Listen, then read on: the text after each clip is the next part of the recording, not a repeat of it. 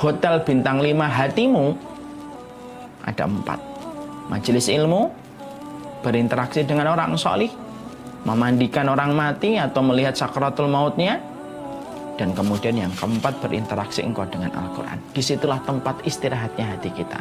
Itulah bintang 5-nya hati kita. Nah sekarang pertanyaannya, sudah sering check-in ke hati bintang 5 ini berapa kali dalam hidup kita? Jangan-jangan hati kita lelah, tapi kita tidak pernah check-in ke hati hotel bintang 5 untuk hati kita. Siapapun yang mereka dalam hidupnya tidak pernah check-in pada hotel bintang 5 untuk mengistirahatkan hatinya dalam 4 perkara itu, disitulah semua ibadah kita akan terasa hambar ketika kita tidak pandai mengistirahatkan hati kita. Sama dengan fisik yang sakit, kelelahan, nikmatnya mie ayam terasa hambar, nikmatnya nasi goreng terasa hambar, nikmatnya soto akan terasa hambar. Bukan karena sotonya, ayamnya, nasi gorengnya tidak enak, tapi karena lidahnya yang pahit ketika hatinya, ketika fisiknya itu sakit. Dan itulah yang kita khawatirkan. Kita terkadang peduli dengan fisik yang sakit, tapi tak peduli dengan hati yang sakit. Itu yang pertama. Yang kedua, yang dilakukan dokter setelah memberikan perintah kepada kita supaya kita mengistirahatkan hati kita, fisik kita, sebagaimana kita harus mengistirahatkan hati kita. Yang dilakukan dokter kalau kita mendapati penyakit itu apa? Dokter menyuruh kita meninggalkan pantangan. Yang kedua itu meninggalkan pantangan. Dokter akan berkata, sakit apa Pak? Leher saya kenceng dok. Ya sudah, ini mungkin kolesterolnya naik. Jangan makan yang bersantan ya Pak. Kurangin makanan-makanan daging yang sifatnya diawetkan. Tinggalkan jeroan dan lain-lain sebagainya. Kalau kemudian ada pasien ketika dia itu menolak yang disampaikan dokter, saya tidak mau dok, saya suka sekali dengan santan, saya suka sekali dengan jeroan. Maka sang dokter berkata, Pak, kamu itu nggak akan sembuh Pak. Kalau kamu banyak istirahat tapi kamu tidak meninggalkan pantangan. Istirahat itu disambung yang kedua, tinggalin pantangannya Pak. Sudah tahu kolesterolnya naik, ya jangan makan santan. Sudah tahu kolesterolnya naik itu jangan makan jeroan. Sama. Yang kedua ini kalau kita tarik pada pengobatan hati pun sama. Kalau yang pertama mengistirahatkan hati pada hotel bintang 5 pada 4 tempat yang tadi kita sebutkan, sekarang yang kedua mengistirahatkan hati cukup? Tidak cukup.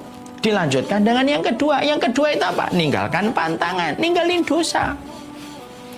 Karena sesungguhnya dosa itu berpotensi untuk menjadikan hati kita sakit. Sebagaimana tubuh kita, kalau terus-terusan mendapatkan makanan yang tidak sehat untuk dirinya, lama-lama tubuh kita akan capek untuk meresponnya, capek untuk mengolah makanan tersebut. Akhirnya apa? Penumpukan penyakit terjadi ketika kita sudah dalam kondisi salah ketika memilih menu. Makanya harus ditinggalkan pantangan itu. Maka sama, sesungguhnya ketika kita ingin meninggalkan, kalau kita ingin hati kita itu sehat, tinggalkan pantangannya. Lah pantangan hati itu apa? Dosa-dosa yang Allah benci dan Allah murkai dalam kehidupan kita itu adalah pantangan hati. Orang kalau ingin merasakan nikmatnya bersuami istri, ya jangan zina. Karena zina itu akan menghilangkan kenikmatan ketika kamu berinteraksi dan berhubungan dengan istrimu atau suamimu. Ini ada kisah nyata ya. Ini orangnya sih insya Allah sudah bertobat, tapi kita ambil ibrah saja. Ada seorang suami tidak bisa mencampuri istrinya. Singkat ceritanya, ketika dibedah kasus, kenapa dia tidak bisa mencampuri istrinya padahal masih muda dan lain-lain sebagainya, ternyata terungkap. Ternyata suaminya itu berzina. Kalau sama perempuan lain bisa, sama istrinya tidak bisa. Masya Allah, naudzubillah min dzalik. Ketika sang suami ini pengen sekali untuk sembuh, yang kita katakan kepadanya apa? Simple, tinggalkan dosa. Karena dosa itu berpotensi untuk menjadikan hati kita sakit. Pandangan kita kepada yang tidak halal untuk kita terus-terusan itu akan mengambil kenikmatan kita pada yang halal. Makanya sampai ada ulama ditanya, kenapa saya tidak bisa bangun ketika waktu malam? Para ulama itu menjawabnya singkat dan sederhana. Maksiat di waktu siang yang menyebabkan engkau sulit bangun di waktu malam.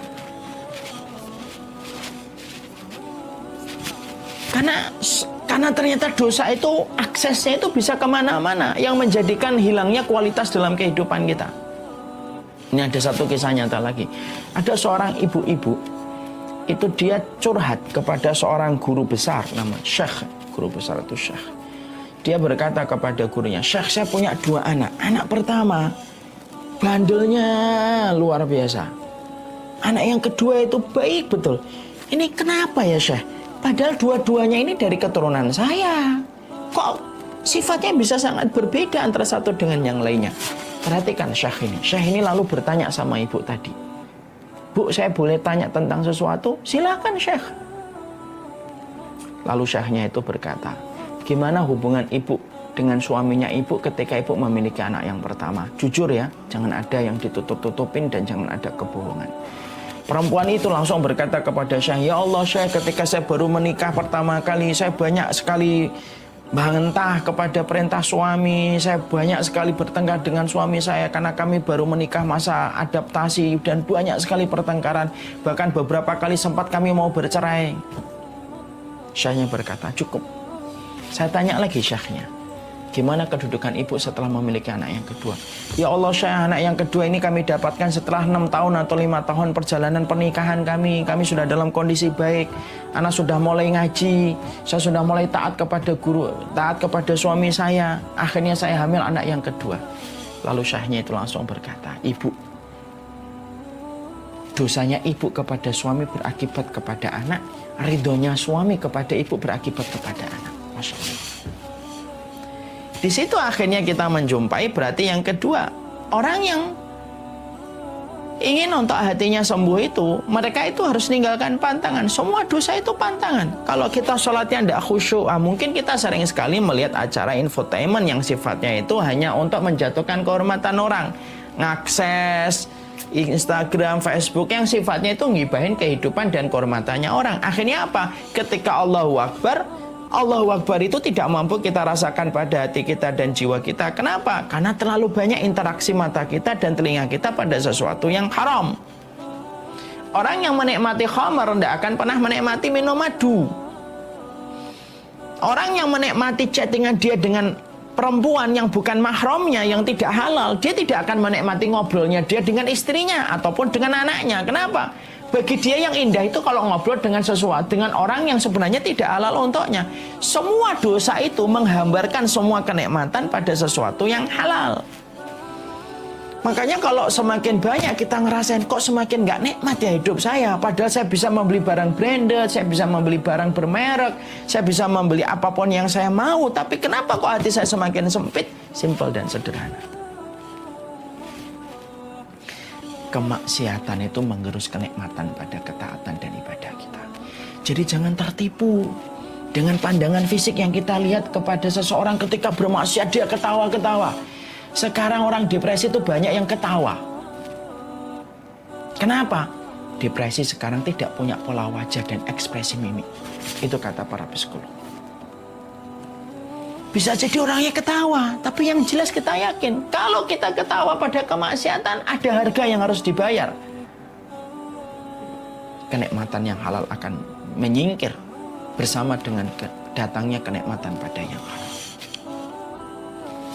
Maaf ya, orang yang masih suka denger musik terus-terusan gitu, Quran susah dia nikmatin. Orang yang suka dengerin majelis ghibah nggak akan nikmati ya dia duduk di majelis ilmu. Dan itu yang kedua.